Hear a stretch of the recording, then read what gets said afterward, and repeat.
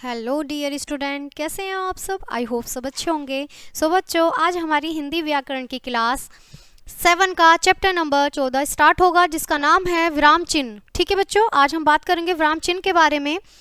विराम का अर्थ है रुकना। व्यक्ति अपने मन की बात को स्पष्ट और बोधगम्य बनाने के लिए बीच बीच में रुकता है। तुलनात्मक दृष्टि से रुकने में हम कहीं अधिक समय लगाते हैं, कहीं कम। बोलचाल की भाषा में इसके अतिरिक्त कहीं हम किसी शब्द पर अधिक बल देते हैं तो किसी पर कम।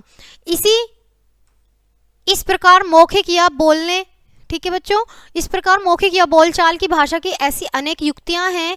लिखित भाषा में इन्हें कुछ मौखिक युक्तियों के लिए चिन्ह बना लिए गए हैं। ठीक है, इन चिन्हों को ही विराम चिन्ह कहा जाता है। प्रमुख विराम चिन्ह इस प्रकार से हैं। ठीक है बच्चों, ये हमारा एक चार्ट है जिसमें आपको चिन्ह और उनके नाम दिए गए हैं और हम इन्हें अच्छे से समझेंगे और क्या करेंगे बच्चों, पढ़ेंगे। विराम चिन्ह का नाम है, देखियो, पूर्ण विराम हमारा चिन्ह जो होता है ये होता है। ठीक है, विराम। ठीक है, अर्ध विराम हमारा चिन्ह ये होता है। ठीक है, विषम्य बोधक चिन्ह हमारा ये होता है।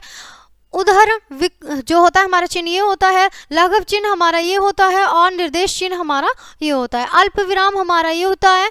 प्रश्न सूचक चिन्ह यहाँ ऐसा होता है और कोष्टक हमारे ये होते हैं और योजक हमारा ये होता है और विवरण चिन्ह हमारा यहाँ होता है। उपविराम हमारा चिन्ह ये होता है। ठीक है बच्चों, पूर्ण विराम प्रश्नवाचक एवं विषम्य बोधक वाक्यों के अतिरिक्त प्रत्येक वाक्य के अंत में पूर्ण विराम आता है। जैसे हम सब खेल रहे थे, अचानक बारिश आ गई, सभी लोग भीगने लगे, ये हमारा यहाँ पर क्या आएगा, पूर्ण विराम आ जाएगा। ठीक है बच्चों, अल्प विराम। अब बात करेंगे अल्प विराम की।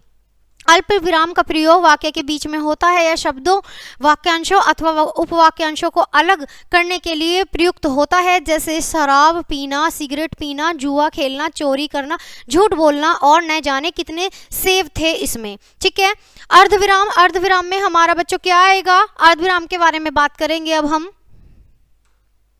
ठीक है, अर्धविराम जहां पूर्ण विराम से कम और अर्धविराम, पूर्ण विराम से कम और अल्प विराम से थोड़ा ज़्यादा रुकना हो, वहाँ अर्धविराम का प्रयोग होता है। इनका प्रयोग प्रायः युक्त मिश्र वाक्यों के उपवाक्यों को अलग करने के लिए किया जाता है। जैसे वे लोग सारी रात दवाई की खोज में इधर उधर भटकते रहे पर दवाई न मिली, क्योंकि वह दवाई विदेश से ही आती है। तो यहाँ हमारा क्या होगा बच्चों, अर्धविराम आ जाएगा। ठीक है, प्रश्नवाचक सूचक चिन्ह की बात करेंगे। इसका प्रयोग भी वाक्यों के अंत में होता है, किंतु प्रश्नवाचक वाक्यों में ही होता है। जैसे आपने उसे बुलाया, ठीक है, यहाँ प्रश्नवाचक आ जाएगा। आप क्या आप जा रहे हैं, ठीक है, यहाँ भी प्रश्नवाचक। अब बात करेंगे कोष्टक की। ठीक है, कोष्टक हमारे कैसे लगाए जाते हैं। इनका प्रयोग वाक्यों में कहीं भी हो सकता है। जब कुछ ऐसी सूचना देनी हो या बात कहनी हो जो वाक्य का अंग नहीं है, तब इस चिन्ह का प्रयोग किया जाता है। जैसे जब पंडित नेहरू वहां पहुंचते तो नेताजी सुभाष चंद्र बोस ने उठकर उनका स्वागत किया। ठीक है, विषम्य बोधक, इस चिन्ह का प्रयोग विषम्य बोधक अवयव के बाद अथवा इसी प्रकार के वाक्यों के अंत में होता है। जैसे वह कितना सुंदर दृश्य है, छी तुमने तो नाम ही डुबो दिया। ठीक है, आगे बढ़ेंगे, आगे देखेंगे उदाहरण चिन्ह। ठीक है, उदाहरण चिन्ह के बारे में बात करेंगे बच्चों। ठीक है, किसी पुस्तक या किसी व्यक्ति के कथन को ज्यों के त्यों लिखते समय उस चिन्ह का प्रयोग होता है। उसके अतिरिक्त किसी के उपनाम, लेख आदि के शीर्षक को लिखते समय भी इसका प्रयोग होता है। जैसे माँ ने कहा था, ठीक है, अगर स्वामी जी नहीं आए तो वे मंदिर कभी नहीं जाएंगी। गोदान भारतीय कृषक जीवन की व्यथा कथा है। ठीक है, अब बात करते हैं योजक चिन्ह की। दो शब्दों के बीच छोटी सी रेखा द्वारा दो एक सामान्य या विलोम शब्द लिखते हैं तो बीच में इस चिन्ह का प्रयोग करते हैं। जैसे कभी कभी तो तुम समझदारी भरा कार्य करते हो। ठीक है, अब लाघव चिन्ह की बात करते हैं। यहाँ जब किसी प्रचलित शब्द को पूरा न लिखकर संक्षिप्त रूप से दिया जाता है तब उस चिन्ह का प्रयोग किया जाता है। जैसे पंडित जवाहरलाल नेहरू देश के प्रथम प्रधानमंत्री थे। बच्चों यहाँ ये गलत है, थी, वो लेडीज नहीं थी, जेंट्स थे, तो यहाँ क्या होगा, थे। ठीक है, थे।